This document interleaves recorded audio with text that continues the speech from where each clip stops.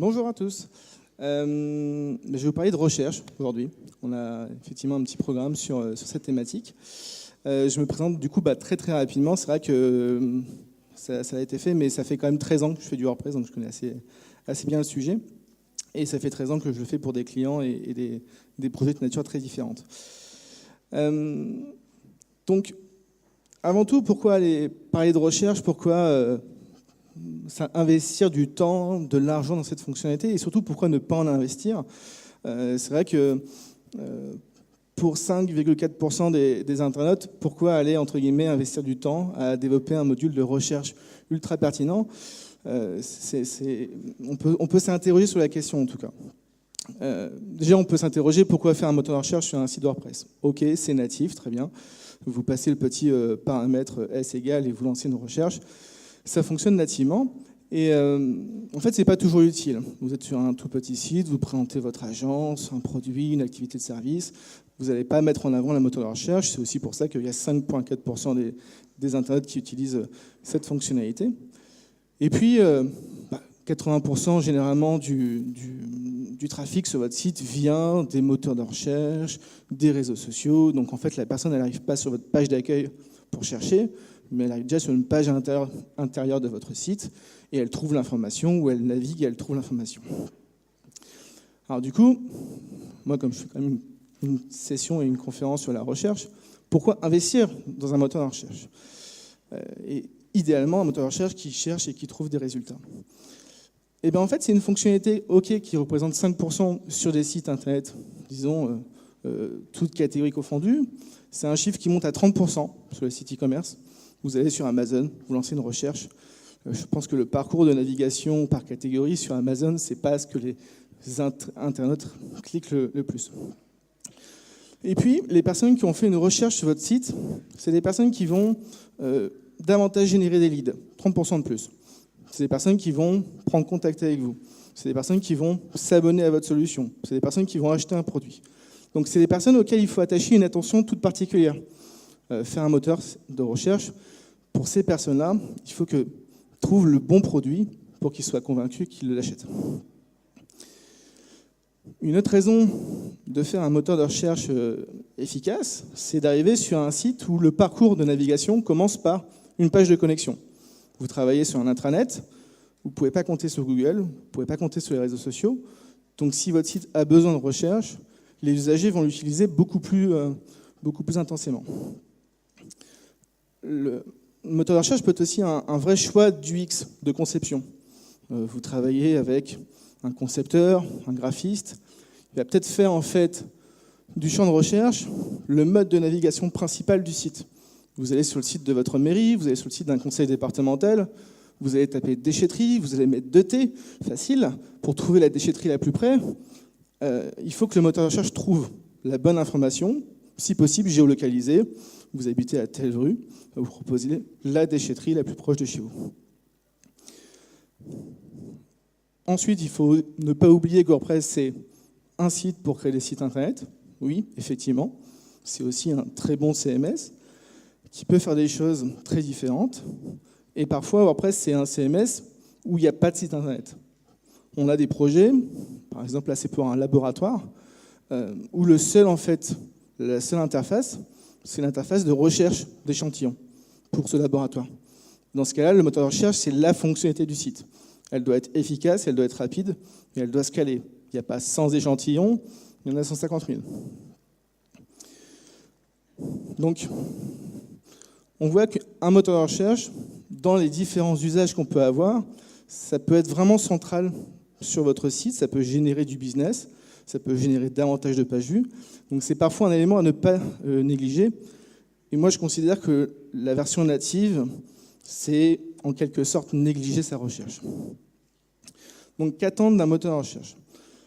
Ça peut paraître simple, mais on attend d'un moteur de recherche à minima de trouver et de trier. Donc à minima. La deuxième chose, c'est qu'on va demander à un moteur de recherche d'être tolérant aux fautes de frappe, aux accents, à la casse, de géolocaliser les résultats, de gérer des synonymes. Voilà, si on utilise le mot carabistouille, de trouver effectivement les termes associés. de proposer dans la vue, effectivement, dans la liste de résultats, le bon extrait de votre contenu pour donner aux gens envie de cliquer, de naviguer avec des filtres et des facettes, et aussi de faire de l'analytics, de savoir très précisément qu'est-ce que je cherche les internautes sur ma boutique. L'analytics, c'est intéressant. L'analytics de recherche, c'est aussi une catégorie à part entière dans l'analyse de son site. Donc on va passer en revue les différentes solutions au sein de l'écosystème WordPress. Il y en a un certain nombre qu'on peut classer en 4 familles. Donc la solution dite native, donc il y a 2 fois le logo WordPress, c'est vraiment souhaité. Il y avait le ancien WordPress et puis le nouveau WordPress. Il y a des plugins, donc ça c'est la solution qu'on va souvent venir privilégier parce que c'est simple à déployer. Ensuite on peut aller sur ce qu'on appelle des serveurs de recherche et pourquoi pas des solutions en SaaS avec des abonnements et ainsi de suite. La solution native. Entre WordPress 0.72, ce qui nous ramène à 2003, et la version 3.6, ce qui nous ramène à 2005, la recherche de WordPress, c'est une recherche qui trouve. Donc c'est une recherche qui exécute une requête SQL, qui détecte le mot-clé et qui trie par ordre de publication. Donc ça veut dire que si vous avez eu le malheur de mettre le mot à un seul endroit de votre article, il y a peut-être 10 fois plus pertinent, mais c'est le plus récent qui remonte. Donc c'est vraiment un mode de recherche très primitif, et c'est pour ça que dans la version 3.7, ils ont décidé de l'améliorer. Et ils ont, à travers un petit blog post, Matt a écrit, en gros, on a amélioré la recherche, et on l'a mis un peu plus pertinente. Alors, un peu plus pertinente, en fait, la recherche est devenue pertinente. Avant, elle ne l'était pas. Elle faisait juste trouver. Maintenant, elle sait trouver et trier. Donc, c'est un poil mieux. On peut s'en contenter. Mais concrètement, l'algo de WordPress, à travers une requête SQL un peu tordue, ça va consister à savoir si l'expression de recherche est trouvée dans le titre de façon complète. Ensuite, si tous les termes sont utilisés, mais pas forcément dans le bon sens. Ensuite, si au moins un ou plusieurs mots-clés est utilisé dans le titre. Et enfin, ça va chercher est-ce que la phrase complète est dans le contenu. Donc ça va trier, ça va faire une mécanique de poids. Et ça va effectivement essayer de faire de la pertinence avec ça. Alors, vous noterez que ça cherche dans 2 champs, le titre et les contenus. Donc à l'époque où on fait des champs ACF tous les jours, effectivement c'est un peu léger et ça ne cherche pas forcément dans grand-chose. Donc c'est pour ça qu'il existe des plugins, forcément dans l'écosystème, il y a des plugins pour tout, et notamment il y a des plugins pour la recherche. On va parler principalement de 2 plugins, SearchEP d'une part, Relevancy Premium d'autre part, il y a des versions gratuites de Relevancy. C'est des solutions qui sont intéressantes, qui vont permettre en un clic de venir améliorer effectivement la recherche, de venir paramétrer ce moteur de recherche en précisant dans quel champ je veux vouloir venir indexer.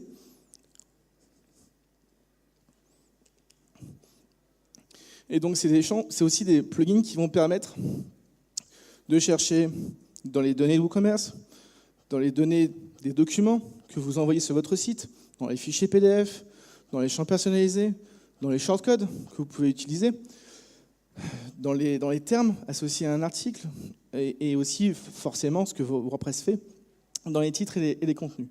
Donc ces 2 plugins, SearchEP comme Relevancy, vont travailler sur ces 2 aspects, et donc vont pouvoir effectivement améliorer la recherche. Donc c'est des solutions intéressantes. Comment choisir plutôt l'une que l'autre? On a en tout cas une opinion, nous, sur la question. Relevancy, c'est un plugin avec une interface qui était globalement qui est plus complexe, avec une base de code qui est moins qualitative, avec une sécurité un peu moins bonne, donc beaucoup plus de mises à jour. Et SearchEP, c'est un peu tout l'inverse, c'est une interface effectivement qui est très, très pratique, très facile à utiliser, avec une base code de qualité, une documentation incroyable, des hooks de partout, donc c'est quelque chose qui est plutôt apprécié des développeurs. Là où on choisira l'un ou l'autre, c'est que Relevancy sait faire quelque chose que SearchEP ne sait pas faire, c'est faire une recherche dans le multisite. Donc vous faites du multisite dans WordPress, c'est natif, c'est une fonctionnalité qu'on peut activer. SearchEP ne sait pas le faire. Voilà. Donc c'est peut-être pour ça qu'on ira prendre l'un ou l'autre en fonction du besoin. SearchEP ne sait pas non plus gérer les guillemets pour gérer les expressions exactes. Google le fait, donc quand le client exige de gérer les guillemets, ça exclut de facto SearchEP. Donc c'est 2 solutions intéressantes qui fonctionnent bien, on verra tout à l'heure, mais qui ont quelques défauts tout de même. Et ces défauts, ce qui est intéressant ici, c'est que l'éditeur de la solution le dit. C'est que SearchVP, c'est sympa, mais est-ce que ça fonctionne sur des grands sites ? La réponse, c'est non. C'est pour des petits et des moyens sites. Pour une raison assez simple. Technologiquement, ces plugins travaillent dans MySQL. MySQL, c'est un super serveur de base de données, mais ce n'est pas pensé pour faire de la recherche. Donc c'est des plugins, comme lui l'indique, les deux, Relevancy comme SearchVP, qui sont pensés pour des petits sites. On parle de 150 000 lignes maximum. Ça fait à peu près, on va dire, entre 500 et 1000 articles. Quand on passe ces chiffres-là, en termes de volume, ça commence à perdre en performance et surtout en termes d'intérêt. Vient une troisième catégorie de solutions, les serveurs de recherche. Les serveurs de recherche, on a deux compétiteurs principalement sur le marché, c'est Elasticsearch et Apache Solr. Ces deux solutions en Java. Alors, quand on fait du WordPress, on fait du PHP. Donc là, c'est des solutions Java. Donc on verra dans une démo juste après que ce n'est pas forcément très sorcier à mettre en œuvre. Et ces deux serveurs qui s'appuient sur la même librairie qui s'appelle Apache Lucene et qui permet en fait d'indexer des contenus et de chercher dans des contenus. Donc, lequel choisir entre les deux ? Ça fait grosso modo la même chose. Il y a un petit tableau coopératif, Solr vs Elasticsearch. Ça fait à peu près 10 pages à 4 de tableau comparatif pour l'un ou l'autre. À la rigueur, peu importe. Ce qu'il faut simplement savoir, c'est qu'Elasticsearch, c'est plutôt la solution montante. Apache et Solr, c'est un peu plus la solution qui est en stabilité, enfin en tout cas stable ou qui est en déclin. Elasticsearch vient aussi avec une suite d'outils en termes d'analytics qui est beaucoup plus poussée par rapport à Apache Solr. Donc, deux solutions, deux recherches qui vont permettre d'améliorer significativement les résultats et surtout qui vont améliorer la performance. Donc, c'est des solutions serveurs, c'est des solutions qui sont totalement déconnectées du CMS, donc qui n'ont aucun lien avec WordPress. Et donc, pour pouvoir effectivement chercher dans Elasticsearch et chercher dans Apache Solr, il va falloir installer un plugin qui va bien faire le pont entre votre site et ces moteurs de recherche. Donc il y a différents plugins dans l'écosystème, j'en cite que deux principalement, que sont ElasticPress et Solr Power, qui sont développés par des agences vraiment de haute qualité dans l'écosystème, que sont TenUp et Panthéon, donc des gros acteurs UK et US, et qui proposent effectivement l'intégration de ces solutions de serveurs de recherche dans WordPress. Alors avec à chaque fois le fait d'une intégration parfaite à la Web API. En gros, je ne vais pas changer mes habitudes de développement. Je vais pouvoir faire mes petites requêtes dans ma Web API, récupérer les bons post types, et simplement ça va venir solliciter le moteur de recherche. Ça va supporter des commandes de WebCLI pour ceux qui utilisent ce petit outil. Et pour ce qui est d'Elasticpress, il y a le support de WooCommerce qui va permettre de prendre des expressions de langage. Déjà, par exemple, je veux tous les produits qui coûtent moins de 30 €. Et donc, ça va savoir supporter ce type de requête. Donc ça, c'est des plugins open source. La dernière catégorie de solutions de recherche, c'est toutes les solutions en SaaS. Donc, qu'est-ce qu'on entend derrière SaaS ? Des solutions avec un abonnement. Vous payez un forfait mensuel qui peut être au nombre de recherches, au nombre de documents indexés et ainsi de suite. Donc il y a différents acteurs sur le marché. On les a groupés de cette façon. Alors, il y a 5 compétiteurs, Algolia principaux, Algolia, SwiftTip, Google, Jetpack et Elasticpress. Ça, c'est les solutions du marché en tout cas les plus connues. On commence par Google. Google propose le Custom Search Engine, qui est une version payante, et qui permet de déployer un moteur de recherche sur votre site. Donc de façon assez classique, Google, c'est le meilleur algo du monde, on a tous l'habitude de l'utiliser, c'est une évidence, personne ne conteste les résultats de cet acteur. C'est plutôt rapide à déployer. L'inconvénient, c'est qu'il n'y a pas d'intégration vraiment dans le cœur de WordPress. Vous n'allez pas pouvoir faire une web query en précisant « je veux tel article de telle taxonomie ». On n'a pas toutes ces API de développement. Et la seconde chose, c'est que finalement, Google indexe quoi ? Des pages. Il n'indexe pas des articles, pas des pages, au sens WordPress du terme, pas des produits. Pour Google, tout est page. Donc c'est là que ça peut être compliqué, effectivement, en termes d'interface à personnaliser. Ensuite, on a toutes les solutions que je nomme Elasticsearch on SaaS. En fait, c'est des solutions basées sur Elasticsearch, où pour le coup, ces solutions vont être prépayées, enfin en tout cas sur abonnement. Donc Jetpack le fait depuis peu. Elasticpress est un plugin, mais aussi un service du même nom. Et puis le troisième, qui est une solution un peu plus ancienne, qui s'appelle SwiftTip, qui était un peu en déclin, et en fait qui s'est fait racheter par Elasticsearch, et donc qui est maintenant en fait la solution officielle d'Elasticsearch en abonnement. Donc ces trois solutions s'appuient sur la même technologie. Donc le pricing varie en fonction des besoins, mais au final, c'est à peu près la même chose, c'est à savoir Elasticpress. Vous payez un abonnement, ça fonctionne. Enfin, la dernière solution, c'est le service Algolia, qui est une startup française, qui propose un plugin officiel WordPress, qui est un moteur de recherche très évolué, très orienté développeur. C'est un peu l'équivalent de Stripe, pour ceux qui connaissent le monde des paiements en ligne, et qui propose de façon très efficace, très rapide, très performant, de la recherche, des facettes qu'on navigue dans la recherche, de l'autocomplétion très pertinente, comme ce que fait Google, on va dire, qui est très orientée développeur. Donc c'est une solution qui est intéressante. Les petits bémols, le support WooCommerce, pas encore officiel, et puis le pricing. C'est une solution de qualité, mais c'est un peu cher. Le pricing évoluant.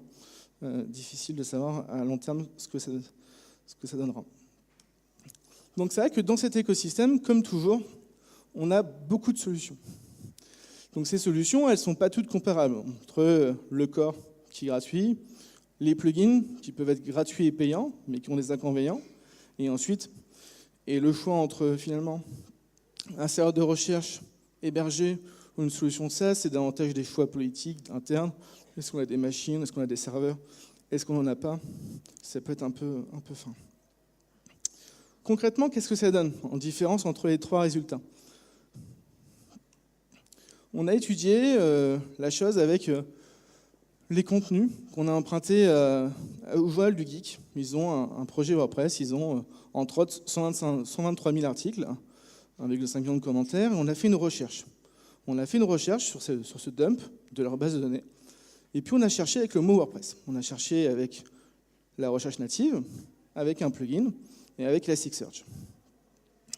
Et le petit benchmark comparatif donne la chose suivante. Alors, ça n'a pas valeur absolue, mais ça donne une tendance.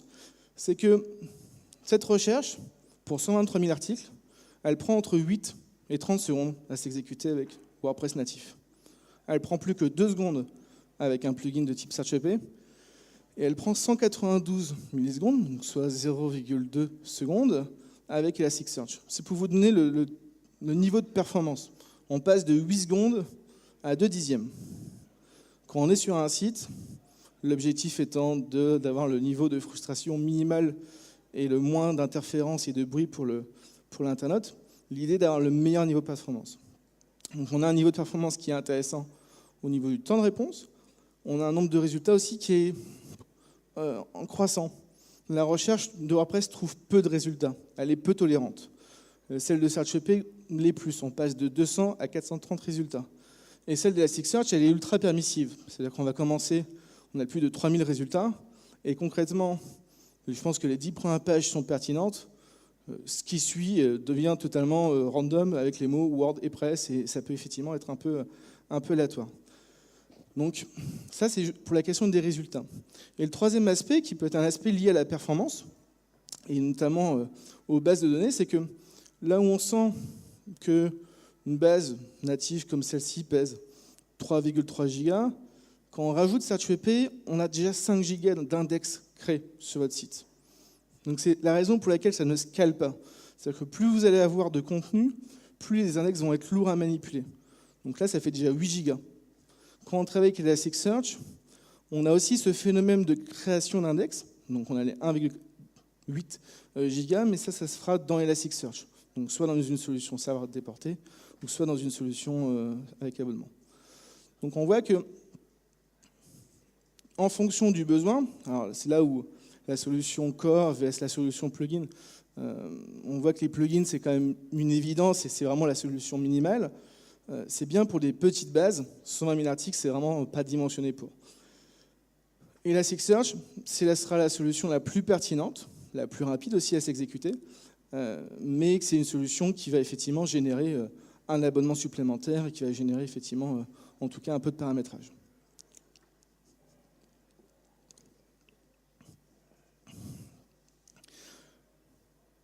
Concrètement, l'idée c'est que installer WordPress, la recherche, c'est natif, il n'y a rien à faire.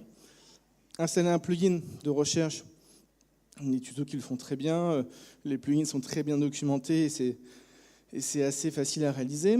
Moi, ce que j'avais envie de vous montrer dans cette conférence, c'est le côté, c'est pas si difficile en fait d'installer un Elasticsearch. Quand votre client vous demande une recherche incroyable avec des facettes, une pertinence de dingue, ce que j'ai envie en fait en sortant de cette conférence, c'est que vous vous dites, en fait Elasticsearch, on va pouvoir le proposer à mon client parce que c'est pas si compliqué que ça à mettre en œuvre et que ça va vraiment apporter un bénéfice réel à mon client. Et à côté de ça, c'est aussi prendre un avantage technologique. Si vous avez un concurrent qui propose un Apache Solaire, un Elasticsearch, dans une autre technologie, vous pourrez, avoir les mêmes arguments. Vous prenez l'écosystème Drupal, il n'y a quasiment pas de recherche dans Drupal nativement, c'est minimaliste. Par contre, il y a des connecteurs officiels. Il y a un connecteur Solaire, il y a un connecteur Elasticsearch. Vous voulez faire un projet en Drupal avec de la recherche, vous prenez forcément un serveur de recherche. Tous les projets sont comme ça. Dans l'écosystème WordPress, Elasticsearch, très rare. Très très rare, les gens ont un peu peur de l'usine à gaz, la chose compliquée à mettre en œuvre. Donc là, l'idée, ça va être de mettre en œuvre Elasticsearch. Et pour ça, on va devoir le faire en local. Et on va utiliser un outil qui s'appelle Lando. On va faire un outil en local. On ne va pas l'installer sur la machine, en dur, parce que c'est du Java. Et il y a des solutions de type Vagrant, Docker qui permettent de développer en local. On va utiliser un outil qui s'appelle Lando. Donc c'est pas ce Lando, c'est ce Lando-là. Et Lando, c'est quoi concrètement? C'est une solution, alors je ne veux pas passer beaucoup de temps, mais qui permet de développer en local, en choisissant finement pour chacun de vos projets. Tiens, ce projet-là, il est en PHP 5.6, ma base de données, c'est MySQL 5.7, et il se trouve que j'ai un Elasticsearch. Et donc cet outil va permettre de configurer des environnements locaux très simplement. Et je vais en faire une petite démo. Ce qui est pratique dans Lando, c'est que c'est cross-technologie et qu'il existe des configurations type pour WordPress, pour Apache Solaire et pour Elasticsearch. Donc on ne va pas développer, on n'est pas sysadmin. Moi, je ne sais pas installer Elasticsearch ou le compiler et le configurer finement. Mais c'est des recettes toutes faites qui fonctionnent et qui vont permettre, sans avoir un gros background de sysadmin, de connaissances en mode Linux, de pouvoir le mettre en œuvre facilement. Donc une petite démo.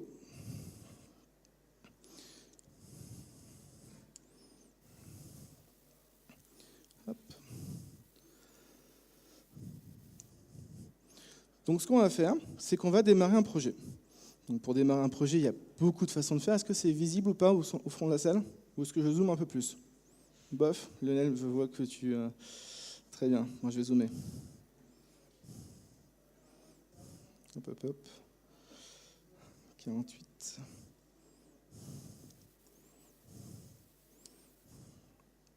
C'est mieux? Très bien. Donc je vais démarrer un projet, donc je vais créer un nouveau dossier qui mette ma démo réelle du WPTech. Et je vais me déplacer dans mon dossier, donc je le fais en terminal. Hop. Et je vais démarrer en fait un projet avec Lando. Donc ça consiste à faire un Lando init. Je vais dire que moi, ce que j'aimerais, c'est la recette, donc la configuration fonctionnelle pour WordPress, parce que c'est un projet WordPress que je vais réaliser. Je vais préciser que je suis dans mon dossier racine. Le nommer WPTech, mettre WP Demotech. Et donc là, je suis presque prêt, je vais simplement démarrer ma machine. Mais au préalable, je vais vous montrer ce que ça a fait à date. Donc hop. Du coup, je vais aussi zoomer sur la conf.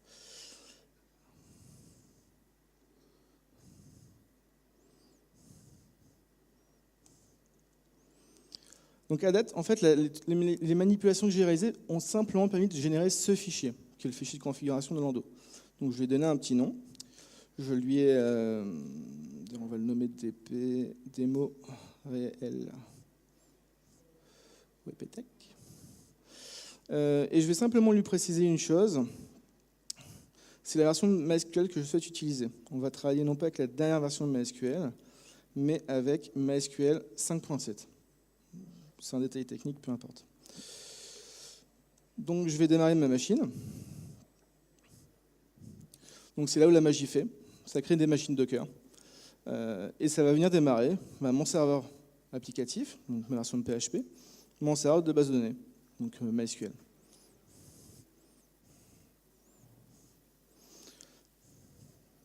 Donc ça prend quelques secondes.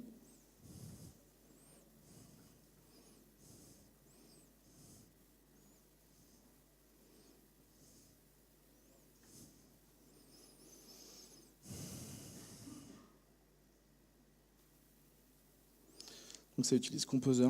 Il y a des conférences sur Composer, donc si vous voulez connaître les avantages et inconvénients, il y en avait une tout ce matin, il y en a une qui en reparle cet après-midi.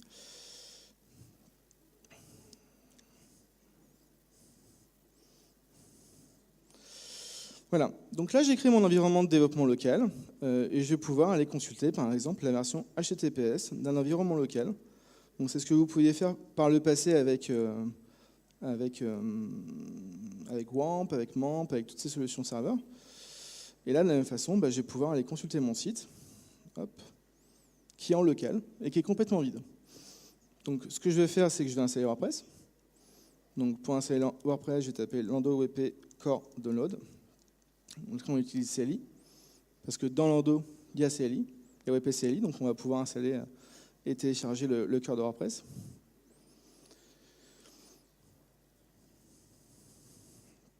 Et ensuite, je vais venir installer mon projet WordPress. Jusque-là, c'est plutôt classique. Donc la fameuse installation en 5 minutes.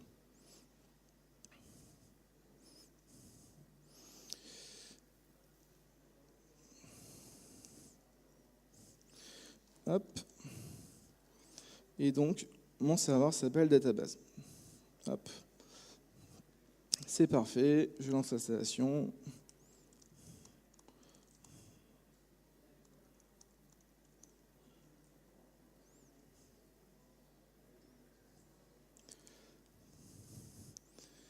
Et là, je me retrouve assez basiquement avec un projet WordPress, et avec tout simplement installé dessus Lando en local, avec ma version de WordPress que j'ai téléchargée à l'instant. Donc jusque-là, c'était pas très compliqué. Et l'objectif, ça va être d'installer Elasticsearch, et de le rajouter à cette configuration, et pour permettre en fait de connecter WordPress à Elasticsearch. Donc installer Elasticsearch, quand on travaille en local, alors, si vous travaillez en production, vous aurez un prestataire infogérant qui vous proposera de l'installer. Il va vous donner une adresse web sur laquelle on va pouvoir configurer le lien entre WordPress et Elasticsearch. Donc moi, je vais venir simplement ajouter à ma configuration un service supplémentaire. Donc, je reprends ma configuration. Je vais rajouter en fait à cette instance locale un service supplémentaire que j'ai nommé recherche. Donc là, je mets le nom de mon choix. Et je vais préciser que moi, ce que je veux, c'est une recherche. C'est Elasticsearch et c'est la dernière version. Donc j'enregistre et je vais reconstruire ma machine virtuelle, donc ma machine Docker.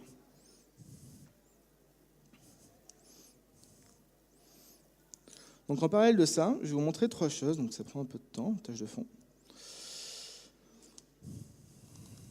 Pour vérifier en fait que le lien entre Elasticsearch et WordPress fonctionne bien, on va utiliser ici donc, la solution qui s'appelle ElasticPress.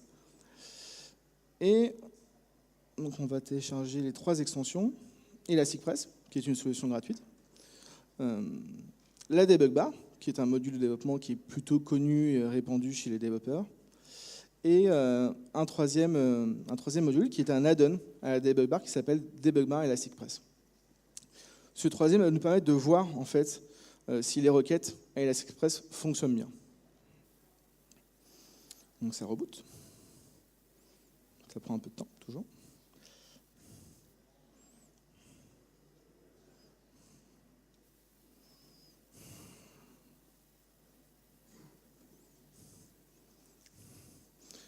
Donc là, à ce stade, on a reconstruit une petite machine locale. Vous voyez, hein, on n'est pas obligé d'être un expert Docker côté les machines virtuelles, simplement un petit fichier de configuration, la version de PHP, la version de WordPress, enfin la version de MySQL, la version de Elasticsearch, et j'ai mon instance qui a redémarré. Donc si je vais sur mon tableau de bord, rien n'a changé, tout est comme avant. Donc je vais installer ces 3 extensions. Donc, pour installer 3 extensions, on peut le faire depuis le back-office.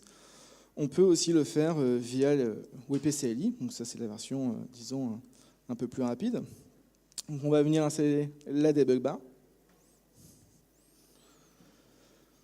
On va venir installer la debug bar avec le module Elasticpress.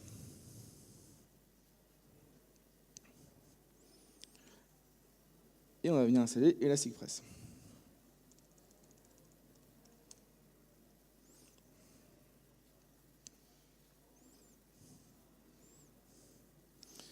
Donc ensuite, je me rends dans le back-office. Je vais cocher mes 3 extensions, la debug bar, le petit module Elasticpress et Elasticpress. J'active le tout.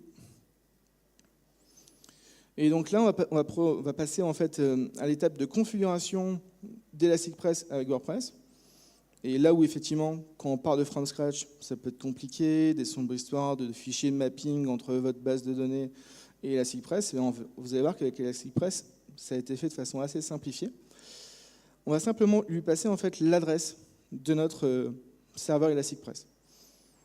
Elasticsearch, pardon. Donc pour le trouver, en fait, Lindo vous donne toutes ces informations. Vous avez dans Lindo une petite commande Lindo info qui vous donne, tenez, le serveur MySQL, c'est la 5.7, les identifiants, c'est cela, et ainsi de suite. Et donc je sais que mon adresse de connexion interne, c'est recherche sur le port de 9200. Et du coup, je configure HTTP recherche 9200, j'enregistre.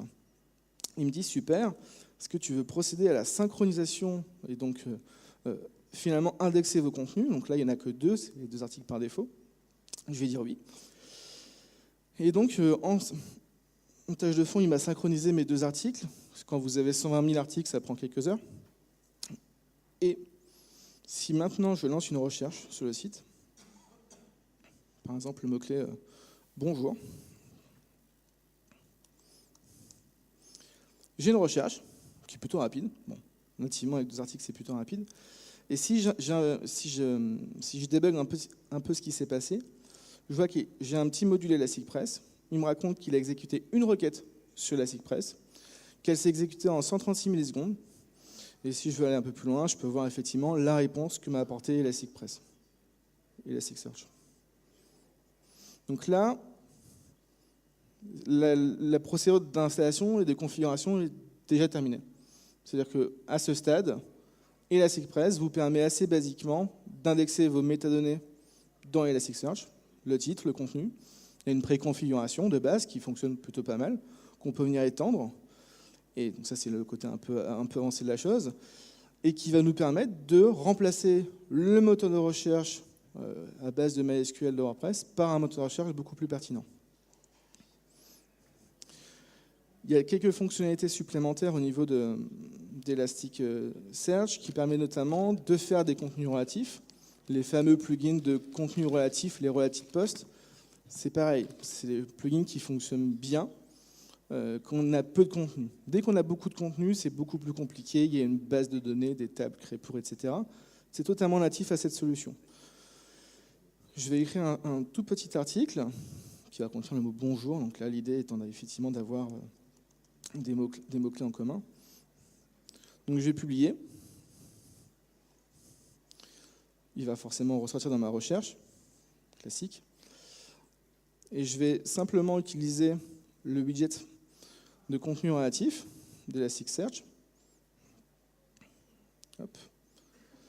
Et si j'affiche mon contenu bonjour eptech, il va me proposer des contenus relatifs, donc tout en bas de ma sidebar, et certainement bonjour tout le monde. Donc, à travers Elasticsearch, on va retrouver effectivement un module qui permet de faire la recherche, qui permet de travailler de façon assez naturelle avec la WebAquery, qui propose des contenus relatifs, qui propose un support de WooCommerce, que je n'ai pas activé ici, qui propose de faire de l'autosuggestion, que je n'ai pas activé ici, qui permet de chercher avec une petite configuration de votre moteur Elasticsearch dans les fichiers PDF, dans les fichiers de la suite Office, Et tout ça, en fait, va se faire de façon très simplifiée avec cette solution. Et donc Elasticpress, c'est une vraie solution. C'est pas du bricolage, c'est un plugin vraiment de très bonne qualité. Permet de vraiment remplacer un moteur de recherche qui est par défaut un peu léger par une solution beaucoup plus professionnelle. Alors, une notion de facette depuis la version 2.5 qui permet de gérer des facettes dans la recherche de catégories, mais que je passerai pas en revue ici. Je passe très rapidement sur qu'est-ce que ça représente en termes de code et Elasticsearch. Hop. Tout à l'heure, je parlais d'un fichier de mapping.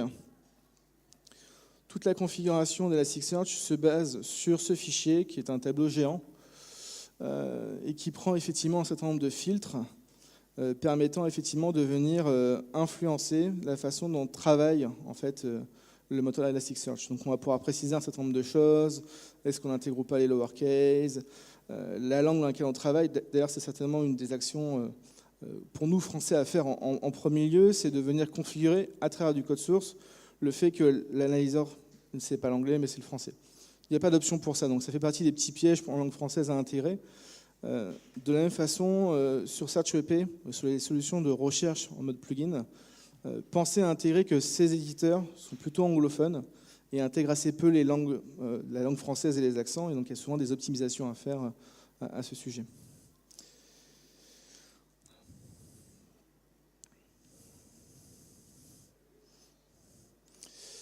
Est-ce que vous avez des questions? Merci Amaury. Merci, il y a des questions. Là-bas. Merci. On vient de voir pour une configuration concernant la langue. Oui. Maintenant, quand on a un site multilangue, ça se passe comment? C'est une bonne question. Je ne suis pas sûr que le module Elasticpress gère ni WebPML ni Polylang. Donc c'est fait partie certainement des chantiers à réaliser. Je crois qu'il y a des extensions qui le permettent, des add-ons à Elasticpress. Merci. Désolé, pas plus de précision. Ce que j'ai pas évoqué, du coup là j'y pense, mais il y a toute une notion de recherche multisite intégrée à Elasticpress. On peut chercher dans du multisite.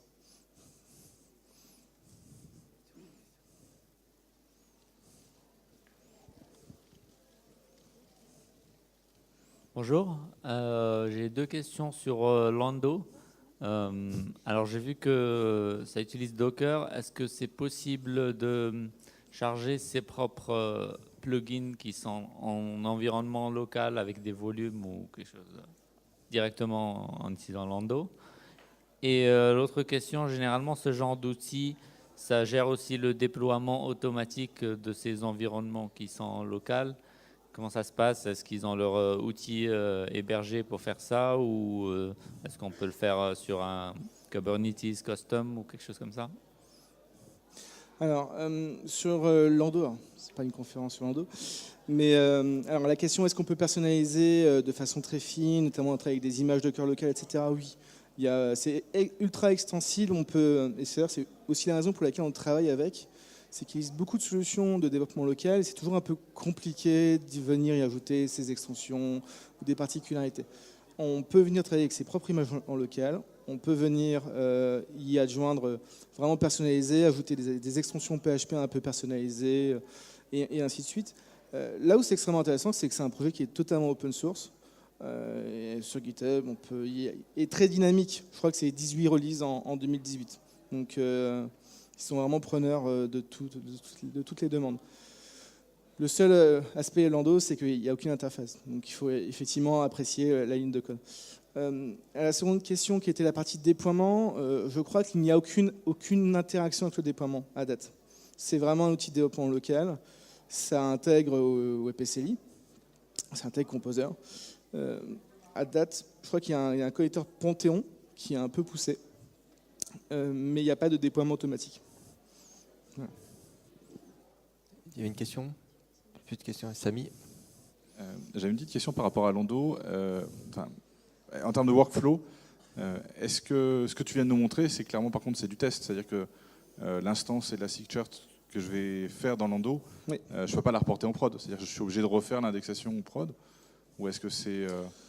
La base de données locale ayant vocation à contenir pas tout à fait les données de la production, voire jamais les données de la production, d'autant plus à une époque où la RGPD est quand même assez structurante. Oui, il n'y a pas de module d'export-import. Par contre, il y a une commande très pratique, il y a une commande EPCLI qui permet de réindexer. Alors ça peut prendre du temps. 120 000 articles, ça a duré facilement 1h30. Donc il y a... Par contre, ce qui est possible de faire, c'est que pour chacun des services qu'on va monter, on accède à toutes les commandes SSH du Docker en question. Donc, il faut aller chercher du côté de Elasticsearch, est-ce qu'on peut venir exporter en fait un jeu de données, un index, pour venir le réimporter en production. Mais Lando va pas gérer de pré-outillage sur cette question. Il gère des pré-outillages assez simples, par exemple WebPCLI, c'est natif, je l'ai pincé, ça marche. Mais il ne gère pas pour Elasticsearch une commande, par exemple, de index export et de l'index import. Il le gère pour WordPress. Il gère du DB import, par exemple. Par contre, sur le principe, tu pourrais te servir de Lando directement en prod. Est-ce que c'est envisageable ou... Lando en production, je pense que c'est pas la recommandation. D'accord. Il y a toute une partie routing en local qui ne serait pas utilisée. Voilà. Ok, merci. Bon, je pense que tu as le sujet de ta prochaine Conférence, conférence. c'est ça. Merci, merci Amaury. Quelques informations.